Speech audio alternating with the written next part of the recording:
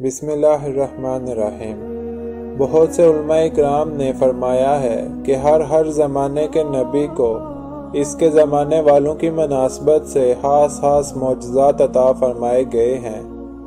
جیسے حضرت موسیٰ علیہ السلام کے زمانہ میں جادو کا بڑا چرچا تھا اور جادوگروں کی بڑی تعظیم تھی، تو خدا تعالی نے آپ کو وہ معجزہ دیا کہ تمام جادوگروں کی آنکھیں کھل گئیں اور ان پر حیرت طاری ہو گئی، اور انہیں کامل یقین ہو گیا کہ یہ تو خدائے واحد و جبار کی طرف سے عطیہ ہے، جادو ہرگز نہیں ہے۔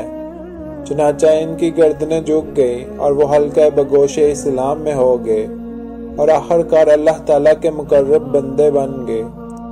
حضرت عیسیٰ علیہ السلام کے زمانے میں طبیبوں اور حکیموں کا دورہ تھا۔ کامل اتباع اور ماہر حکمت علم طبیعت کے پورے عالم اور لاجواب کامل الفن استاد موجود تھے، بس آپ کو وہ معجزے دیے گئے جن سے وہ سب عاجز تھے۔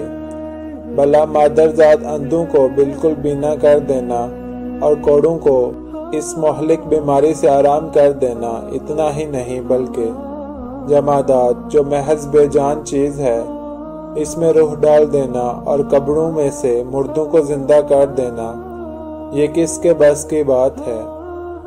حضرت عیسیٰ علیہ السلام کے ان معجزات میں سے جن کا مظاہرہ قوم کے سامنے ہوا، قرآن کریم نے 4 معجزات کا صراحت کے ساتھ ذکر کیا ہے۔ ایک، وہ اللہ تعالیٰ کے حکم سے مردہ انسانوں کو زندہ کر دیا کرتے تھے۔ 2، پیدائشی نابینا کو بینا اور کوڑو جزامی کو اچھا کر دیا کرتے تھے۔ 3، مٹی سے پرندہ بنا کر اڑاتے اور وہ اللہ کے حکم سے اڑنے لگتا تھا۔ 4، آپ یہ بتا دیتے کہ کس نے کیا کھایا ہے اور گھر میں کیا ذخیرہ محفوظ کر رکھا ہے۔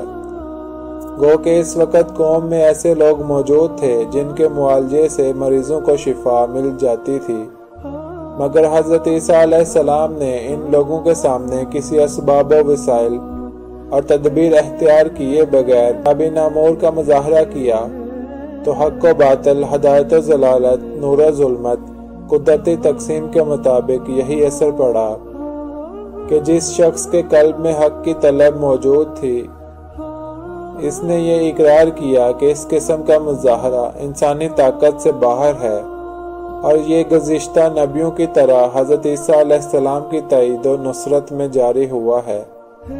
مگر جن لوگوں کے قلوب میں حجود و انکار اور بغض و عناد تھا، ان کے تعصب نے وہی کہنے پر مجبور کیا جو ان کے پیشر و منکرین انبیاء کے بارے میں کہا کرتے تھے کہ یہ سب جادو کے کرشمے ہیں، جبکہ عیسائی لوگ حضرت عیسیٰ علیہ السلام کو معبود ٹھہرانے کے لیے ان کے معجزات کو بطور دلیل پیش کرتے ہیں اور کہتے ہیں کہ حضرت عیسیٰ علیہ السلام کے ہاتھوں جو حیرت انگیز معجزات رونما ہوئے ہیں، کیا ان سے پتہ نہیں چلتا کہ آپ معبودیت کی شان رکھتے ہیں؟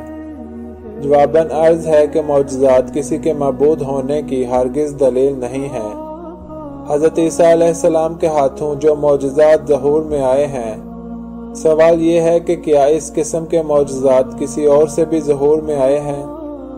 بائبل کے بیان کے مطابق اس قسم کے حیرت انگیز واقعات دوسروں سے بھی ظہور پذیر ہوئے ہیں، تو کیا عیسائی رہنما ان سب کو بھی اپنا معبود قرار دیتے ہیں؟ حزقیل سے پتہ چلتا ہے کہ ان کے ہاتھوں مردوں کی ایک بڑی جماعت زندہ ہو گئی۔ اسی طرح سلاطین اول سے معلوم ہوتا ہے کہ حضرت ایلیا کے ہاتھوں بھی اس قسم کا ایک معجزہ رونما ہوا تھا۔ اس قسم کے اور بھی حیرت انگیز واقعات بائبل میں موجود ہیں جو حضرت عیسیٰ علیہ السلام کے علاوہ دوسرے بزرگوں سے ظہور میں آئے ہیں، اور عیسائی علماء ان کو ہرگز معبود نہیں سمجھتے، جس سے یہ بات از حد واضح ہو جاتی ہے کہ معجزات سے معبودیت کی دلیل پکڑنا ہرگز درست راہ نہیں ہے، اور یہ سوائے اپنے آپ کو دھوکہ دینے کے اور کچھ نہیں ہے۔ فرمان الہی ہے ترجمہ۔ مسیح بن مریم سوائے رسول ہونے کے اور کچھ بھی نہیں۔ ان سے پہلے بھی بہت سے رسول آ چکے ہیں۔ ان کی والدہ ایک نیک عورت تھی، وہ دونوں ماں بیٹے کھانا کھاتے تھے آپ دیکھیے کہ کس طرح ہم ان کے سامنے دلائل کھول کر بیان کرتے ہیں، پھر غور کیجئے کہ وہ کس طرح الٹے پھرے جاتے ہیں۔